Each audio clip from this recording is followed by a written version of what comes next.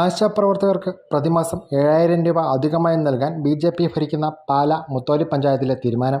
പഞ്ചായത്തിന്റെ 2025-26 ബജറ്റിലാണ് നിർണായക പ്രഖ്യാപനം ഉണ്ടായത്. സർക്കാർ കൊടുക്കുന്ന വേതനത്തിന് തുല്യ ആനുകൂല്യം നൽകാൻ പഞ്ചായത്ത് ഭരണസമിതി തീരുമാനിച്ചു എന്ന് മുത്തോലി പഞ്ചായത്ത് പ്രസിഡന്റ് രഞ്ജിത്ത് ജി മീനാഭവൻ അറിയിച്ചു. ആശാ വർക്കർമാർക്ക് മാത്രമായി ബജറ്റിൽ മാറ്റിവെച്ചത് 12 ലക്ഷം രൂപയാണ്. ഒരു വർഷം ആശാപ്രവർത്തകർക്ക് അധികമായി ലഭിക്കുന്ന 84,000 രൂപയാണെന്നും അദ്ദേഹം കൂട്ടിച്ചേർത്തു. മുത്തോലി ഗ്രാമപഞ്ചായത്തിലെ ബഡ്ജറ്റ് അവതരണത്തിൽ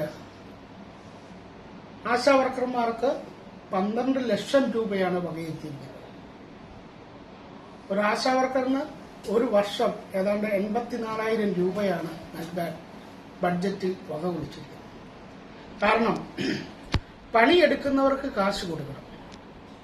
അത് ഔദാര്യമല്ല, അവരുടെ അവകാശമാണ്.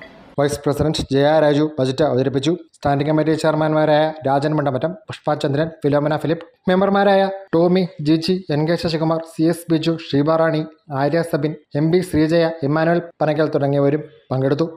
ന്യൂസ് ബ്യൂറോ, പാല.